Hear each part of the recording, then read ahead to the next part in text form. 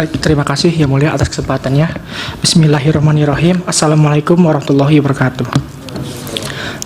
Secara saya pribadi akan mengajukan pertanyaan kepada dua orang ahli. Pertama Profesor Gede Panca Astawa, yang kedua untuk Profesor Satya Arinanto. Pertama untuk pertanyaan saya untuk ahli Profesor Gede Panca Astawa. Ketika kita berbicara Perpu dan proses perjalanannya, maka akan diketahui bahwa Perpu akan disahkan menjadi undang-undang. Nah, jika melihat proses perjalanan tersebut dan dikaitkan dengan fungsi pengujian, maka sebenarnya terdapat 4 pengujian di dalam Perpu. Pertama, uji formil Perpu. Yang kedua, uji materi Perpu. Dan ketika Perpu sudah diundangkan menjadi undang-undang, maka pengujiannya menjadi uji formil undang-undang pengesahan atau uji material undang-undang pengesahan. Berkaitan dengan hal tersebut, pasal 2 PMK nomor 2 tahun 2021 sudah menyebutkan bahwa Perpu itu termasuk dalam objek pengujian dari Mahkamah Konstitusi. Apakah ahli juga sepakat bahwa 4 model pengujian terhadap Perpu tadi maupun yang sudah dijadikan undang-undang itu juga merupakan kewenangan Mahkamah Konstitusi yang tidak terpisahkan, atau memang ada salah satunya yang bukan merupakan kewenangan Mahkamah Konstitusi? Yang kedua, masih untuk Profesor Gede Panca Astawa, disampaikan bahwa DPR sebenarnya memiliki fungsi review, dalam hal ini political review. Di sisi lain, jika merujuk pasal 2 PMK 2 2021 tadi disebutkan bahwa MK juga memiliki kewenangan untuk melakukan pengujian terhadap Perpu. Dalam hal ini judicial review.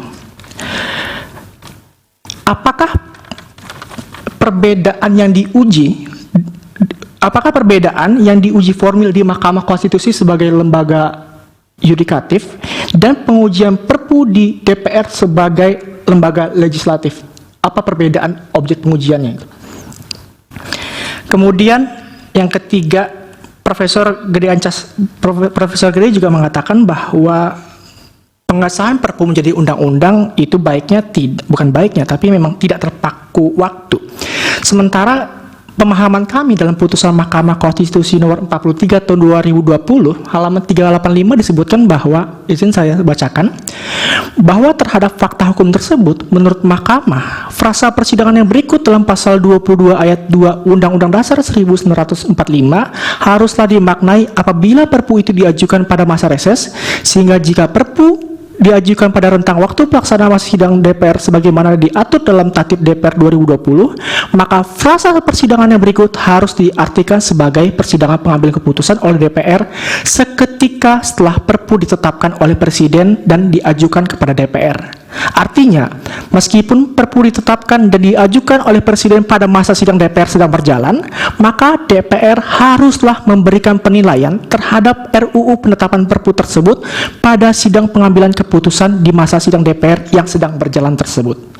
Jika membandingkan pendapat Profesor Gede tadi dengan pertimbangan Hakim Konstitusi di sini, apakah memang tidak ada limitasi waktu?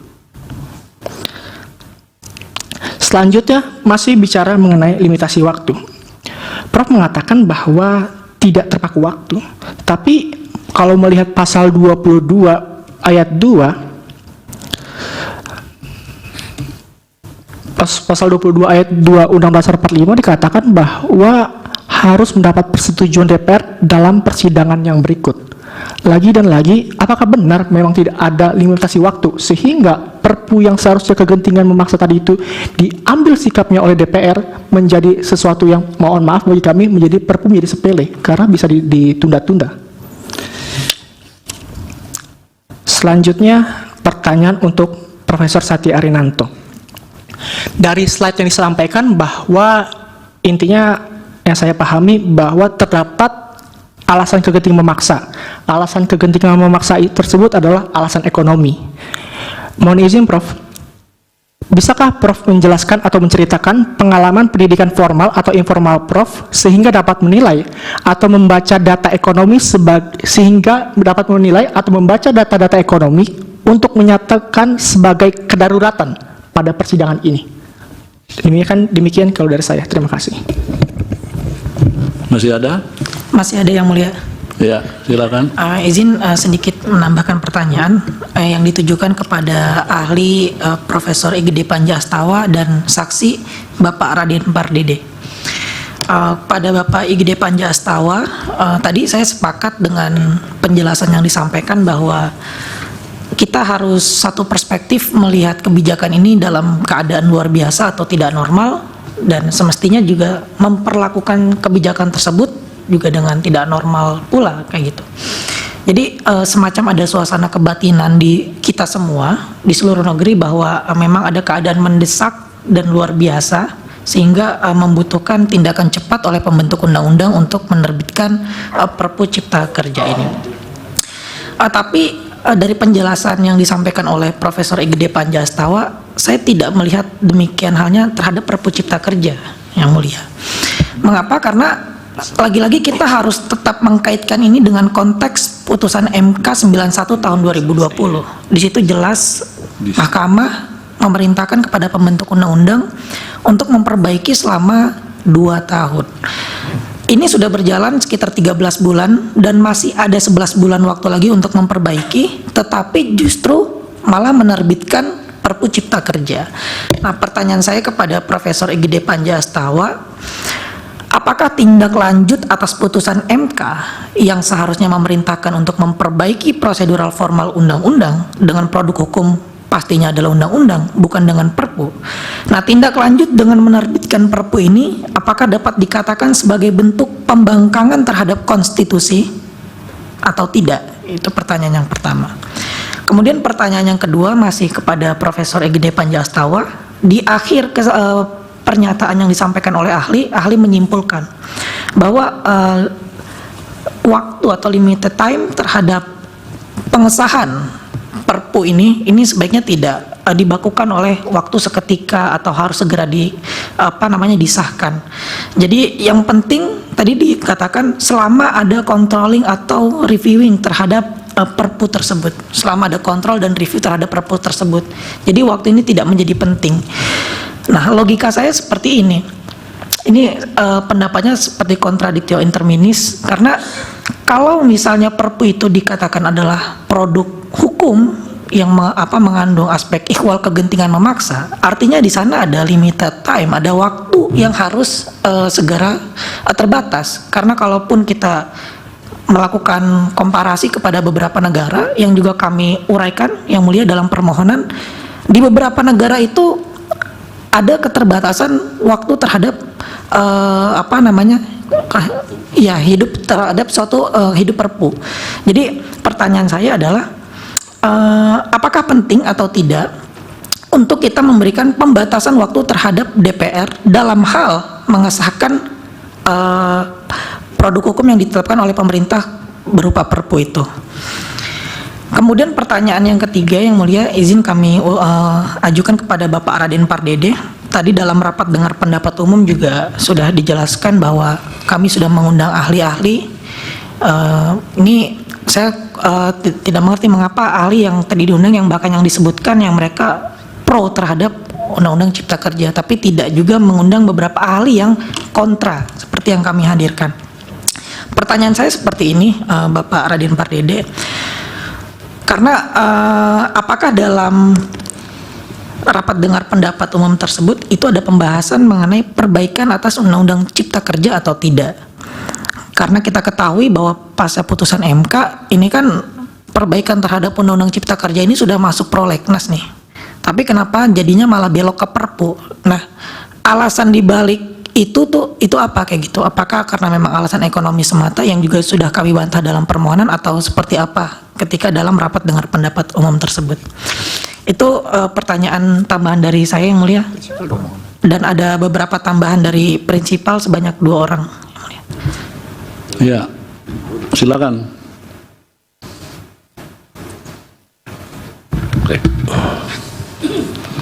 Baik, terima kasih yang mulia. Pertama saya ajukan pertanyaan ini kepada Profesor Gede Astawa dan Profesor Satria Anyanto dan mohon dijawab dari pertanyaan ini. Pertama, bagaimana bila Perpu dibuat justru menimbulkan kekacauan di masyarakat karena subjektivitas presiden itu dianggap bentuk penghambaan pada korporasi maupun oligarki berupa legalisasi keserakahan atau keuntungan yang tidak normal dan mengabaikan kepentingan rakyat banyak, sehingga menimbulkan gejolak di mana-mana dan tidak mungkin ada pemblokiran pelabuhan, pemblokiran jalan dan sebagainya karena kemarahan terhadap ini. Apakah hal seperti ini menjadi subjektivitas presiden yang dibenarkan? Yang kedua, apakah ahli tahu ada tafsir MK yang tadi disebutkan di 43 tadi, atau lebih tepatnya tadi di yang dibacakan oleh, bahwa saking pentingnya ketika sidang berjalan pun maka Perpu itu harus disidangkan pada masa itu juga, bukan pada sidang berikutnya, pada masa itu juga disidangkan. Itu adalah tafsir dari MK. Saudara ahli tidak mengutip ini. Pertanyaan saya, apakah saudara ahli tidak tahu adanya keputusan MK seperti ini atau sengaja menyembunyikan? Kalau sengaja menyembunyikan, ya ini tidak lagi objektif. Kalau tidak tahu, gugurlah sebagai ahli, karena hal yang paling penting dari persidangan ini, inti daripada inti sidang ini adalah mereka melakukan pengesahan keluar dari peraturan yang ada, yaitu yang bahkan sudah ditafsirkan oleh MK itu sendiri. Pertanyaan saya juga berikutnya adalah, adakah lembaga yang lebih otoritatif, yang lebih superior, lebih hebat ya daripada MK untuk menafsirkan satu undang-undang dasar atau undang-undang mengenai sesuatu? Kalau menurut saksi ahli ada, itu siapa? Kalau tidak ada, maka harusnya ahli setuju dengan putusan MK yang menyatakan sidang berikutnya itu adalah secepat-cepatnya. Intinya begitu. Bahkan sidang yang sedang current sidang itu juga harus dilakukan. Kemudian saksi fakta Saudara Raden Pardede, apa penjelasan Saudara Raden Pardede ketika 9 hari sebelum Perpu lahir, yaitu 21 Desember 22, Menteri Keuangan Saudara Pardede yang Ibu Sri Mulyani mengatakan dengan gagah dan tersenyum ria lah kira-kira begitu, perekonomian Indonesia stabil, modal bagus menuju 2023. 9 hari kemudian Indonesia akan menghadapi kegentingan yang luar biasa karena perang Rusia dan Ukraina dan lain-lain sehingga dikeluarkan Perpu. Apakah memang Menteri Keuangan Saudara Pardede yang Anda maksudkan itu secepat itu? Jangkauannya hanya 9 hari. Padahal setahu saya Menteri Keuangan itu harus bisa menjangkau pikirannya setahun, 2 tahun, 3 tahun, bahkan 10 tahun ke depan. Tapi 9 hari langsung dibatalkan. Tolong jawab pertanyaan saya, apakah iya Menteri Keuangan itu secepat itu atau memang ada satu yang luar biasa sehingga keluarnya Perpu? Dan apakah juga Menteri Keuangan tidak tahu bahwa 10 bulan sebelumnya telah terjadi perang Ukraina dan Rusia yang dimulai bulan Februari kalau tidak salah, itu udah mulai perang dan dia tidak tahu sehingga mengatakan seperti itu, tangguh, kokoh dan sebagainya. Kemudian yang keempat, Saudara Saksi Zulfian Safrian, saya mengakui tentang UMKM itu adalah bagus, banyak terobosan-terobosan di situ. Tapi ini mengandung 11 karakter, ya. Jadi jujur kita tidak dalam membahas UMKM.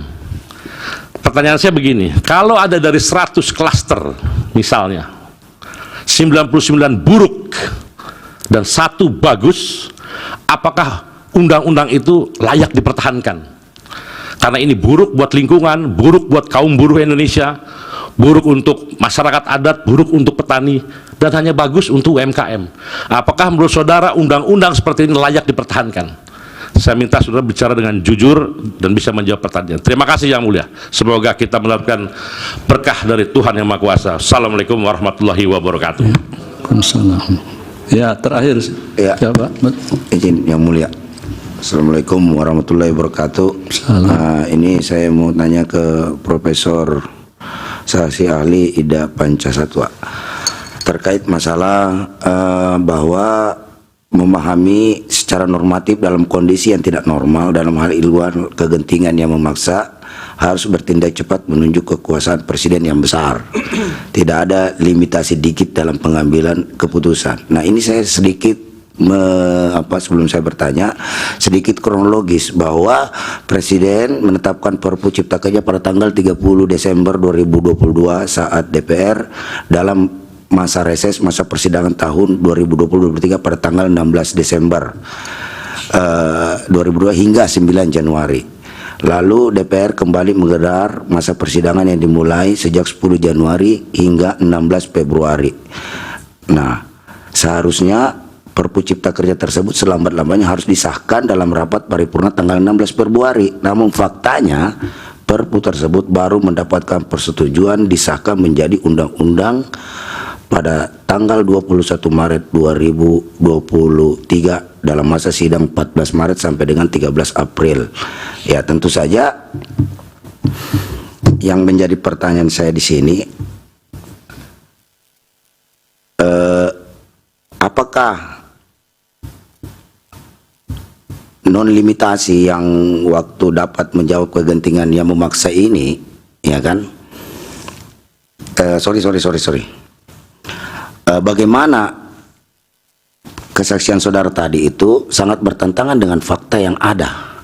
Bagaimana Anda mempertanggungjawabkan secara ilmu pengetahuan Anda, keahlian Anda dengan fakta yang ada, yang seharusnya harus segera di tanggal 9 pun Januari harus segera disahkan.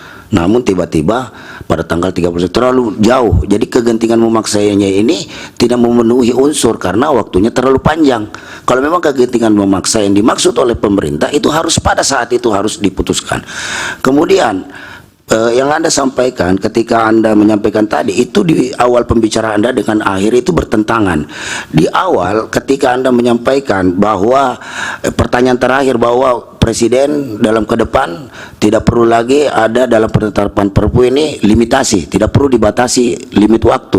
Nah, bagaimana menjawab secara ilmu pengetahuan kegentingan memaksa itu tanpa batasan limit waktu? Justru kegentingan memaksa ini harus dibatasi dengan limit waktu. Menurut saya Pak Ahli, ya, walaupun saya bukan profesor, tapi kegentingan memaksa itu harus dibatasi dengan waktu. Menurut saya, bagaimana pertanggungjawabannya secara ilmu pengetahuan tentang ini? Dan tolong jawab secara ilmu pengetahuan. Dan sekali lagi dalam kesempatan ini saya ingatkan, sebagai seorang ilmuwan yang memiliki pengetahuan, kita boleh salah, tapi tidak boleh bohong dalam menyampaikan sesuatu kepada publik. Demikian, terima kasih. Assalamualaikum warahmatullahi wabarakatuh. Waalaikumsalam. Baik, terima kasih. Dari kuasa Presiden ada pertanyaan atau sudah cukup? Silakan. Terima kasih Mulia, kami sudah cukup yang Mulia. Ya, baik. Silakan ahli Prof. Pak Hakim dulu ada. Oh ya, yang Mulia Pak Wahid silakan. Terima kasih Yang Mulia Ketua. Pertama, terima kasih kepada kedua narasumber atau ahli, Prof. Astawa dan Prof. Satria Arinanto, dan juga saksi Zulfian Safrian dan Raden Pardede. Saya fokus ini perkara nomor 54. Di perkara nomor 54 ini dalil yang dikemukakan oleh pemohon yang perlu saya ingin minta didalami adalah bahwa ini bukan pengujian perpunya, pengujian Undang-Undang 6 2003 penetapan perpu menjadi undang-undang. Jadi tidak lagi pada perpunya. Dalil pemohon itu menyatakan terkait bahwa Undang-Undang 6 2003 disahkan di luar masa sidang dan melanggar pasal 22 ayat 2 Undang-Undang 1945 Undang-Undang Dasar dan pasal 52 Undang-Undang 12 2011, terutama penjelasannya. Nah, tadi Prof. Pak Astawa sudah menyatakan ya diperlukan tafsir dan diserahkan kepada mahkamah gitu, dengan ada sedikit ya irah-irah rambu-rambu dan lain sebagainya. Di Prof. Satria Arinanto juga di terakhir di tertulisnya menyatakan bahwa terkait perdebatan masa persidangan yang berikut dalam pasal 22 itu sama pendapatnya dengan keterangan DPR tanggal 17 Juli 2023 ya. Nah, yang ingin saya ini pertanyakan pertama ya, pembentuk undang-undang itu sudah 2 kali membuat tafsir tentang persidangan yang berikut. Pertama ketika Undang-Undang 10/2004 tentang putusan perundang-undangan, kemudian itu waktu itu di pasal 25 ayat 1 dan penjelasannya yang disebut persidangan berikut adalah persidangan DPR yang hanya diantarai satu masa reses. Kemudian diganti dengan Undang-Undang 12/2011 di pasal 52 ayat 1 di penjelasannya yang dimaksud dan persidangan yang berikut adalah masa sidang pertama DPR setelah peraturan pemerintah itu ditetapkan. Jadi sebetulnya hanya redaksi, tapi inti dari penjelasan itu strict sekali bahwa ya yang dimaksud itu adalah masa sidang yang berikutnya. Jadi ketika pemohon ini menyatakan dan ternyata bahwa setujuinya itu pada masa sidang yang keempat melewati masa sidang yang berikutnya ini, dan ingin saya pertanyakan satu saja ke Prof. Satria Arinanto, apakah ahli dimintakan konsultasi terkait bahwa ini akan disetujui pada masa sidang yang bukan pada masa sidang berikut itu? Dan apakah ahli waktu itu memberikan pandangan, pendapat ya terhadap itu? Jadi saya itu saja, karena di makalah ini sudah cukup jelas diuraikan, tapi terkait alasan pemohonan di perkara 54 ini yaitu, dan itu apakah ahli terutama Pak Satria Arinanto itu ditanya dikonsultasikan bahwa ini DPR tidak akan menyetujuinya pada paripurna yang masa sidang berikut, tapi kemudian pada sidang yang keempat atau setelahnya baru ditanya, dan bagaimana pendapat dari Prof. Saya kira itu saja yang ingin saya minta penegasan saja gitu ya. Terima kasih Yang Mulia Ketua. Ya, terima kasih Yang Mulia. Yang Mulia Prof. Hendy, silakan. Baik, terima kasih Yang Mulia Pak Ketua. Saya singkat saja karena sudah banyak yang menyampaikan pendapatnya. Saya kepada ahli Prof. Gede dan Prof. Satya. Jadi tadi saya mendengar dan menyimak bahwa berkaitan dengan pembentukan Perpu ini harus kita lihat dalam perspektif keabnormalan begitu. Kalau kemudian ini dikaitkan dengan keabnormalan, apakah kemudian proses pembahasannya untuk kemudian ditetapkan itu juga mestinya melewati fase yang keabnormalan, tidak disamakan dengan pembahasan sebuah undang-undang. Itu bagaimana kemudian perspektif dari kedua ahli? Itu saja, terima kasih. Ya, baik, terima kasih Yang Mulia. Yang Mulia Pak Manahan, silakan. Baik, terima kasih Yang Mulia Pak Ketua. Saya kepada Pak Panca Astawa, demikian juga kepada Prof. Satya Arinanto, hubungan yang tadi antara teori Fries-Hermansen itu ada beberapa teori memang mengenai soal Fries-Hermansen itu. Namun di sini yang ditonjolkan oleh Prof. Panca Astawa itu melakukan tindakan tanpa harus terikat sepenuhnya pada undang-undang. Ini yang fokusnya yang mau saya tanyakan, dihubungkan dengan adanya putusan nomor 91 tahun 2020 itu, di mana putusan itu memberikan perintah untuk melakukan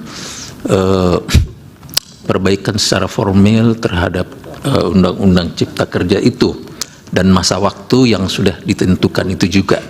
Nah, dalam hal ini saya mau men-compare antara pertimbangan melakukan tindakan tanpa harus terikat dengan undang-undang itu tadi dihubungkan dengan adanya constraint waktu dan adanya tadi di Perpu nomor 2 2020 itu ada 4 yang pokok pertimbangan ekonomi yang saya kutip dari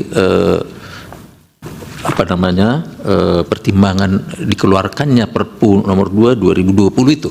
Nah, pertanyaan saya, apakah ada kepentingan itu, ya, kepentingan ekonomi yang alasan yang 4 tadi itu menjadi hal yang lebih diutamakan, ya, daripada melakukan perintah yang ada di dalam putusan nomor 91 tahun 2020 itu. Nah, ini juga saya perlu tanyakan kepada Prof. Ananto karena juga dalam sidang-sidang yang telah dilakukan oleh DPR dan pemerintah itu juga mungkin diminta pendapat saudara ahli, apa kira-kira pertimbangan yang memberikan arah sehingga lebih kepada pembentukan Perpu daripada perbaikan undang-undang Cipta Kerja itu, sehingga itu yang dijadikan jalan keluar untuk menghadapi apa yang disebut tadi kegentingan yang memaksa dengan adanya teori Price Emerson itu. Demikian yang mulia, saya kembalikan kepada Pak Ketua. Ya, baik, terima kasih yang mulia. Ya, yang terakhir yang mulia Prof. Saldi, silakan. Terima kasih Pak Ketua. Ini pertanyaan singkat saja untuk kedua ahli. Satu, tadi dua ahli mengatakan bahwa ini situasinya genting. Lalu itu menjadi alasan untuk mengeluarkan Perpu untuk mengatasi. Nah, kalau situasi genting itu sudah teratasi, kedua ahli, apakah peraturan itu terus dilaksanakan atau harus dicabut? Karena situasinya kan sudah selesai. Nah, saya ingin dapat perspektif dari kedua ahli. Yang kedua, bagaimana ahli menjelaskan kepada kami hakim, ya, kalau putusan MK itu memerintahkan perbaikan Undang-Undang Ciptaker itu dilakukan dalam bentuk undang-undang, lalu tiba-tiba dilakukan dalam bentuk Perpu. Ini saya mau minta penjelasan dari aspek hukum, secara hukum, bagaimana kedua ahli menjelaskan perintahnya bentuk undang-undang, tapi kemudian dijawab dengan Perpu. Tolong ini dijelaskan, karena ini kan poin krusialnya ada di dua tempat. Salah satunya ada ini soal undang-undang yang diperintahkan, tapi keluarnya dalam bentuk Perpu. Nah, itu saja, terima kasih. Baik, terima kasih yang mulia. Dipersilakan yang pertama Prof. Gede Pancastawa, ya, silakan untuk menanggapi beberapa pertanyaan tadi. Ya, bisa dijawab secara singkat, tetapi bisa merangkum apa yang ditanyakan kepada Prof. Silakan. Terima kasih yang mulia. Saya appreciate lah, terutama kepada para pemohon. Saya mencatat sini banyak sekali yang mengajukan pertanyaan. Jujur, saya appreciate dengan semangat Anda. Hanya barangkali saya menyampaikan pandangan saya mungkin cepat, padahal saya sendiri menilai persoalan waktu ini debatable. Kan gitu kan? Bahwa Anda sebagai para pemohon itu berpendapat seharusnya cepat, kan saya kutip, saya sudah katakan, saya kutip. Ya, demikian juga dari keterangan DPR juga mempunyai alasan-alasan untuk itu. Ya. Atas dasar itulah kemudian saya memberikan saran, kan? Barangkali karena cepat ya. Saya berikan saran sebaiknya kita serahkan kepada yang mulia majelis hakim untuk memutus secara bijak. Harapan saya apa? Jujur saya akui bahwa saya memang tidak tahu. Seperti yang ditanyakan oleh prinsipal. Karena ketidaktahuan saya, makanya baik kita serahkan kembali kepada Yang Mulia Majelis Hakim. Untuk apa? Mengatasi debatable yang ada ini gitu loh. Karena poin dari pertanyaan-pertanyaan yang diajukan itu fokus kepada persoalan limitasi waktu. Ya. Dari pemohon menghendaki secepatnya. Kalau di sini DPR ada juga alasan-alasannya kenapa tidak bisa cepat gitu. Nah tentu saja sulit kan untuk mencari menengahi ini. Saya sarankan, silakan kita serahkan kepada Yang Mulia. Hanya dengan catatan saya katakan, semacam kisi-kisi ya, tanpa bermaksud untuk mendahului gitu loh. Bagi saya yang penting adalah controlling dari Dewan dan terlebih mengakomodir apa yang menjadi perintah dari putusan MK yang berkaitan dengan apa? Meaningful participation. Kan itu yang ingin Anda kendaki ya. Karena itu makanya saya serahkan. Itu saran saya gitu loh. Ya, dalam ini saya objektif, saya tidak berpihak pada siapapun gitu.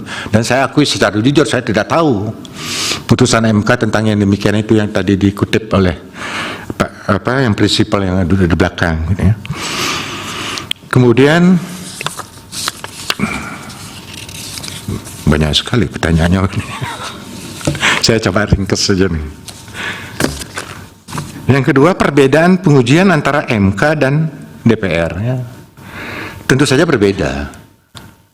Yang Mulia di sini itu menyidang dalam kapasitas menilai dari sisi wet matah, pertimbangan hukumnya. Ya. Sementara DPR dia mereview dari sisi political. Dari sisi legislatif, posisinya sebagai badan legislatif, dua hal yang berbeda tentu saja. Dia tidak mereview dari sisi hukum, DPR itu. Sementara sekali lagi MK ini dari sisi wet matah, ya jelas berbeda itu. Kemudian kalau ada yang kelewat, saya juga mendukung. Oh nih soal siapa lagi lembaga yang memiliki otoritas selain MK? Memang nothing, tidak ada, hanya MK. Dalam pandangan saya juga saya katakan tadi tegaskan bahwa Mahkamah Konstitusi ada the sole interpreter of Constitution. Kan sudah tegas saya katakan tidak ada, ya. Saya tidak menafikan itu dan saya hormat pada MK ini. Saya menghargai itu. Saya pikir itu dari pemohon karena poinnya kepada persoalan limitasi waktu aja sebetulnya. Kemudian dengan segala hormat juga saya mencoba untuk menyampaikan jawaban atas apa yang ditanyakan oleh Yang Mulia. Mana dia nih? Oh ini. Yang Mulia Wahidudin. Memang betul Yang Mulia bahwa yang dipersoalkan itu adalah dari sisi penetapan Perpu menjadi undang-undang. Dilihat dari sisi pengujian secara formilnya gitu. Terutama yang berkaitan dengan lagi-lagi soal waktu ini. Benar, saya setuju dengan Yang Mulia. Jadi bukan kepada Perpunya, ditetapkannya Perpu menjadi Undang-Undang Nomor 6 tahun 2023. Nah, ini persoalan sidang berikutnya ini memang jujur aja saya katakan, kalau kita simak baik-baik, peraturan pemerintah itu disampaikan kepada DPR pada persidangan yang berikut. Logika saya tidak seketika itu, gitu. Sidang yang berikut. Bahwa kemudian MK memutus lain, kembali pada penafsiran MK. Ya kita harus hargai. Kalau saya, dalam pandangan saya, pada persidangan yang berikut artinya tidak pada saat DPR bersidang disampaikan. Tapi memang prinsipnya kalau bisa cepat mengapa harus lama? Prinsipnya. Kan gitu kan? Yang Mulia Prof ini betul. Kalau saya memandang Perpu ini diterbitkan oleh Presiden untuk menjawab kondisi yang tidak normal. Apakah harus melewati fase yang tidak normal pula? Nah, tentu saja kalau kita bandingkan dengan pembahasan satu undang-undang, rancangan undang-undang itu berbeda. Bahwa tahap-tahapannya kembali kepada tata tertib yang ada di DPR. Sekali lagi, biar jangan sampai misal terjadi potensi penyimpangan terhadap dasar-dasar konstitusional sebuah negara konstitusi atau negara hukum, memang itulah pentingnya segera diakhiri kalau memang dijumpai di Tenggarai ada penyimpangan dasar konstitusional ataupun dasar negara hukum, ya. Kalau mengutip pendapat dari Clinton Rossiter yang juga sama-sama dikutip oleh Prof. Satya, memang potensi itu pasti akan terjadi, ya. Karena itu dikatakan bahwa seorang presiden itu bisa bertindak diktator tapi konstitusional. Satu istilah yang kontradiktif memang. Satu sisi dikatakan diktator tetapi konstitusional. Itu untuk apa? Untuk menjawab kondisi yang tidak normal itu, gitu loh. Sah secara konstitusi, tapi sesuatu yang tidak bisa dihindari. Nah, untuk mencegah jangan sampai dia berlarut bertindak diktator, itulah pentingnya controlling dari DPR itu, gitu loh. Jadi sekali lagi yang mulia Prof, ini logikanya memang menjawab kondisi tidak normal, fasenya juga harus menjadi tidak normal. Dalam arti sesegera mungkin, gitu. Cuman persoalannya menafsirkan yang segera ini yang menjadi persoalan. Karena itu saya jujur saya nggak bisa menjawab gimana mengatasi dua perbedaan yang ada ini. Saya serahkan kepada yang mulia. Nah, yang mulia Manahan Stompul, yang Pres Hermansen tanpa terikat pada satu undang-undang, ini namanya juga kewenangan bebas yang mulia. Yang namanya juga vrije bevoegdheid, tentu dia memang tidak terikat. Kan tadi saya katakan dalam pandangan saya, satu-satunya yang menjadi koridor pembatas adalah asas-asas umum pemerintahan yang baik. Karena itu Undang-Undang Nomor 30 2014 tentang administrasi pemerintahan, di mana syarat-syarat untuk menerbitkan suatu tindakan berdasarkan pada diskresi diantaranya tidak boleh bertentangan undang-undang dengan peraturan perundang-undang, itu kemudian direvisi oleh Undang-Undang Cipta Kerja. Kenapa? Pemikiran yang melatar belakangi rumusan yang berkaitan dengan syarat-syarat diskresi itu menurut saya keliru. Karena itu Undang-Undang Cipta Kerja yang merevisi dihilangkan itu. Tidak boleh bertentangan dengan peraturan perundang-undangan, dihilangkan. Saya setuju. Namanya juga kewenangan bebas, cuman memang sebebas apapun harus hati-hati. Karena ibaratnya seorang administrasi negara, dalam ini misalnya presiden, ketika dia menggunakan kewenangan diskresi itu, ibaratnya dia berada di tepi jurang. Kalau tidak hati-hati terjun bebas. Ketidakhati-hatian inilah yang dikoridori oleh asas-asas umum pemerintahan yang baik. Tidak didasarkan pada peraturan perundang-undangan yang ada. Kalau dia terikat pada peraturan perundang-undangan yang ada, itu namanya Habon dan bevoegdheid, kewenangan terikat. Wajib hukumnya dia harus mematuhi aturan yang ada, yang memberikan kewenangan pada dia. Tapi begitu bicara tentang diskresi, memang dia tidak wajib. Namanya juga kewenangan bebas, itu yang mulia. Ahli, ya, ini sekalian ya, kalau putusan MK itu merintahkan undang-undang, itu bagi presiden kewenangan bebas jadinya, atau bagi pembentuk undang-undang, atau kewenangan terikat? Jadi justru saya mau menjawab ini pertanyaan yang mulia tadi. Justru dalam rangka menjawab putusan MK ini, kalau yang mulia baca kesadaran menimbang itu, ketika dia menjawab dengan kesadaran menimbang yang ada, diantaranya dalam melaksanakan putusan MK itu, karena di situ seperti tadi saya katakan, dia dihadapkan seorang presiden, dihadapkan oleh kemungkinan yang akan terjadi. Kalau ini ditunggu dalam bentuk perbaikan undang-undang, tentu saja membutuhkan waktu. Karena itu segera untuk mengatasi ini, jangan sampai apa yang dikhawatirkan terjadi, diambillah satu tindakan dalam bentuk perpu. Justru memenuhi keinginan atau perintah dari putusan MK itu, seperti yang tertera di dalam kesadaran menimbang itu yang mulia. Kalau saya menjawab tegas, saya katakan ini dalam rangka menetapkan undang-undang. Hanya memang diterbitkan dalam bentuk perpu karena dihadapkan oleh kondisi yang tidak normal. Tidak normal itu berarti seperti yang dikatakan oleh Prof. Satya itu tidak mesti harus menunggu negara itu bangkrut. Atau kalau sesuatu kekhawatiran itu sudah terjadi, nggak begitu maksudnya. Makanya tadi saya sampaikan, yang namanya diskresi Freser-Messen itu adalah mempertimbangkan, memperkirakan, menduga, dan menilai. Begitu Yang Mulia. Jadi mohon maaf kalau ada yang terlewat, tapi mudah-mudahan tidak, karena memang fokus kepada persoalan limit waktu. Demikian Yang Mulia. Terima kasih. Baik, terima kasih ahli. Selanjutnya Prof. Satya Arinanto, silakan. Terima kasih Yang Mulia. Tadi pertama menanyakan latar belakang pendidikan. Jadi mungkin singkat aja, sejak saya lulus S1 itu memang di Fakultas Hukum, tapi waktu itu dekan saya almarhum Profesor Charles Simawan menasihatkan supaya saya jangan belajar masalah hukum tata negara dan hak asasi manusia aja, tapi belajarlah ya aspek-aspek ekonomi. Jadi ketika saya kebetulan mendapat beasiswa, itu saya ambil juga mata kuliah yang terkait dengan aspek ekonomi ya. Itu misalnya waktu itu ada tentang EEC Law, itu tahun